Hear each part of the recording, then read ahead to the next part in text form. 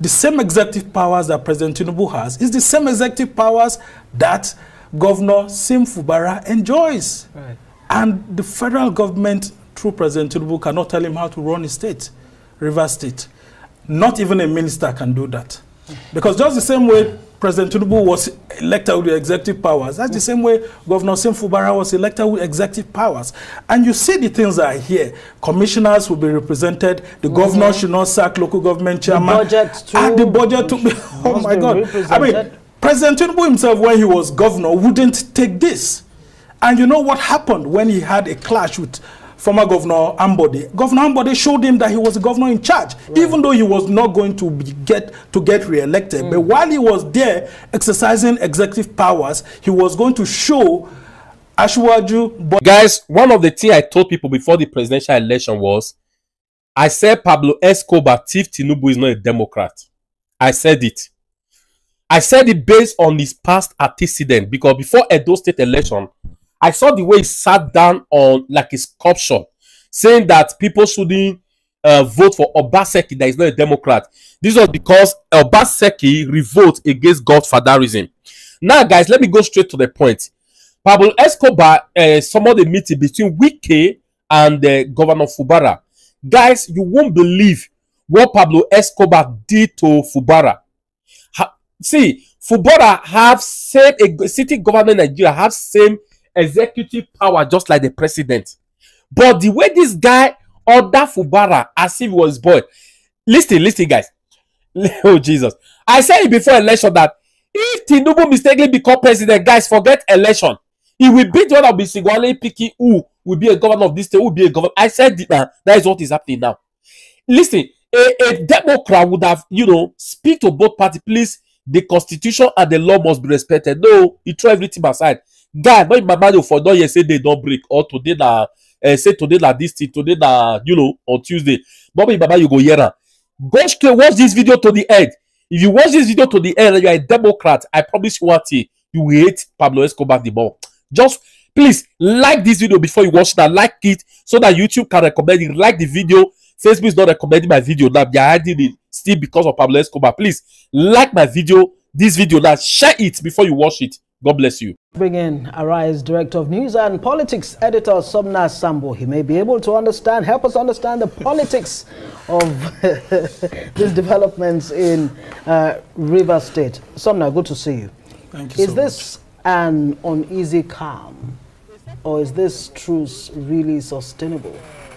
Especially when you break down some of the directives. What do you think? Even President Tinubu himself knows that this arrangement wouldn't hold waters. Wouldn't really hold waters. It's tilted towards one side. And you and I know that if there was one person who left that villa happy and really excited, that person will be Nyesom Wike. Because everything just seems to be almost towards him. And you'll see that there are two court cases by two different factions. How come one is being mentioned? The number one thing there is that all matters instituted in the courts by the governor of Rivers State in respect of this case should be withdrawn. What happens to the one that was instituted in Abuja today and there was a court order? That wasn't mentioned. And that was by this factional speaker, Mayoli, who was there. And Sim Fubara's own speaker wasn't there. If you look at the signatures that were appended to that document, you see Governor Sim Fubara was there, his deputy was there, deputy governor, and then Nyesom Wike was there. The speaker that's loyal to Nyesom Wike was there. How come the speaker that's loyal to Governor Sim Fubara wasn't there? So, I mean, we all know that in politics, a presidential intervention is much cherished, and I really like what President Tinubu has done. By intervening, he has shown that there's a political will from the federal side to be able to look for a resolution to this problem. But when it comes to the feasibility of actually having this implemented, I'll tell you that the same executive powers that President Tinubu has is the same executive powers that Governor Sim Fubara enjoys. And the federal government, through President Tinubu, cannot tell him how to run a state, Rivers State. Not even a minister can do that. Because just the same way President Tinubu was elected with executive powers. That's the same way Governor Fubura was elected with executive powers. And you see the things that are here. Commissioners will be represented. The governor should not sack local government chairman. The budget to be, oh my God. I mean, President Tinubu himself, when he was governor, wouldn't take this. And you know what happened when he had a clash with former Governor Ambode? Governor Ambode showed him that he was the governor in charge, even though he was not going to get re-elected. But while he was there exercising executive powers, he was going to show Asiwaju Bola Ahmed Tinubu, then the national leader of the All Progressives Congress, that he was the executive governor of Lagos State, and he did. You know, listening to you, we're going to have the same situation here. Listening to you, Samna, you've been able to remind close watchers that it's tilted. Yeah, it's tilted. Yes. I mean, from everything we've seen here, and it doesn't make it easy to be implemented. And in politics, sometimes you know how they say it. You can use the word trick before an average Nigerian. The word wayo could even be stronger than trick. Yeah. So the trick here, or the wayo here, could be: is it possible to say every time that the governor seemed to be gaining momentum and getting strength, that's when this kind of reconciliation is thrown at him? Because the first time, when it was going down, people didn't see the reconciliatory move until he sprang up.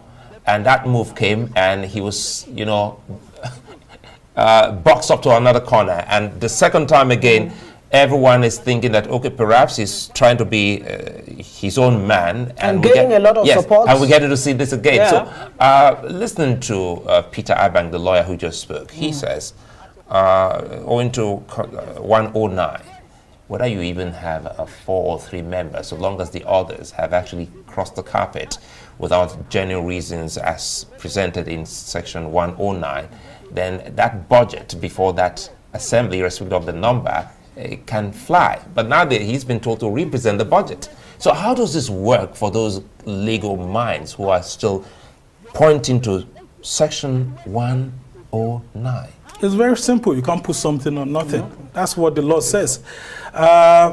In this instance, we've seen this situation coming to the fore, and the laws of the land are not being obeyed.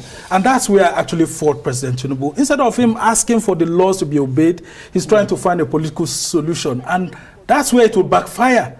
Because if both sides don't see some sort of equity in the terms of resolutions that have been reached, there's no how they'll be faithful to the document. And I can tell you wholeheartedly, from what I've seen right now, and these documents presented, the government only signed it to assuage the feelings of the president right here at the villa. But you and I know that when he gets back to the government house in Port Harcourt, it's going to be a different ball game. Wow. And all this, I mean, some of the things that are happening, yes, I understand yes, some Wike's travels, the pains he feels, but he also understands the powers of the executive governor. And the powers here is that whoever is elected by the people has the right to exercise the powers given to him by the people, and having been not by someone. Having been a governor, Wike would he have accepted? He would never have tolerated this situation. He would never have tolerated this, and that's why we are saying that, irrespective of the president's intervention, I think that what would happen in this instance is for these cases to be allowed to go through the judicial system. Right. And in this instance, when you have these 27 lawmakers who claim to have defected to the APC, did you see Tony Okocha's signature there? He's the caretaker committee chairman for the APC in Rivers State, although in a controversial manner. And he signed here. And now you see that the PDP too signed there. So at this instance now, you would have heard Tony Okocha saying that they are preparing ground for Wike to come and be the party leader of APC.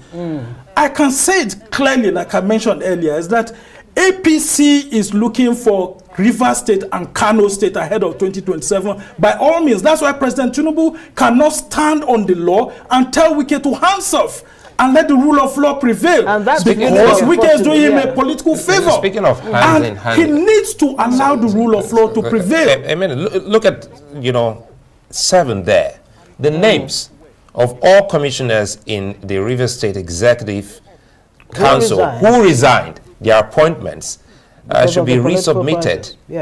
In addition to that, to the assembly, so that they can get reappointed. Yeah, how feasible? This way, the people imposed on the governor by Nyesom Wike. So you are forcing the governor to still continue to work with people who don't even believe in his own ideologies. Shouldn't the president be his own man? If the president is his own man, why can't a governor be his own man? Is it a recipe for disaster? What's going on? No, I mean, it just tells you, even in Ondo, the president tried this, and there were things that were not acceded to. In addition to what Solai just read out, that's item 7. In addition to that, item 5 says the Rivers State House of Assembly shall choose where they want to sit and conduct their legislative business without interference and or hindrance from the executive arm of government. Yeah, I mean, if all things were working very well, this is what it should be. The legislature, if the main building has been burnt down, they should decide where they would want to. But do you think that the governor would want to? These are the same people who have said that they want to impeach the governor. So you want the governor to sleep on the same bed with his political enemies. What will happen to him if he wake up Sunday? That question again, is it a recipe for disaster? Yeah, I mean it is, because the governor is not going to obey this, because in the face of the law, there's no equity in the resolutions we have seen here. And if there's no equity, it becomes difficult to implement. Why would we want peace to reign in Rivers State?